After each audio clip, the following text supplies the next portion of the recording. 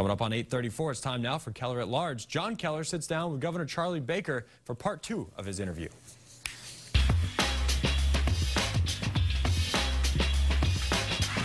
Well, good morning and happy Thanksgiving to one and all. Glad you could join us for part 2 of our conversation with, I know he hates this term, but I'm going to use it anyway, His Excellency, the Governor of Massachusetts, Charlie Baker. Governor, welcome.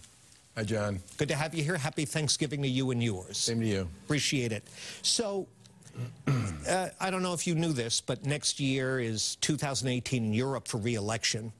I know you haven't heard that. Yeah, I know you haven't formally announced yet, but is there any reason why you might not run for re-election?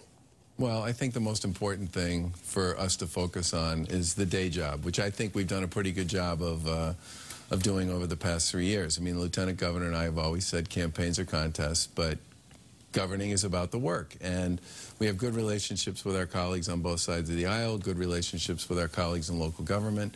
And so that sounds like a no. We built a pretty bipartisan cabinet. But I think the big challenge for us, and it's something we talk about a lot, is we had some very particular things we wanted to get done, and some of them we succeeded on, and some of them we still have a lot of work to do.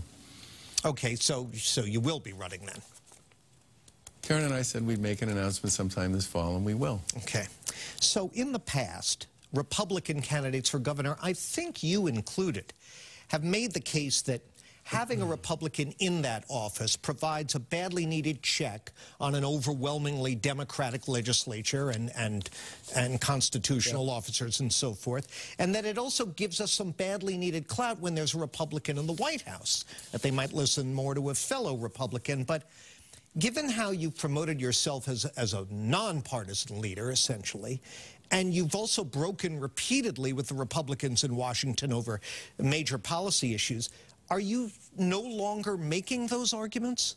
No, we've made those. Look, I think you just look at the way the budget process has worked the last few years, and you can see why it's important to have a fiscally disciplined Republican in the corner office. I mean, we get along very well with our colleagues in the legislature, and we respect their points of view and their opinions, and we've done some really good work in education and economic development and energy and a whole bunch of other things.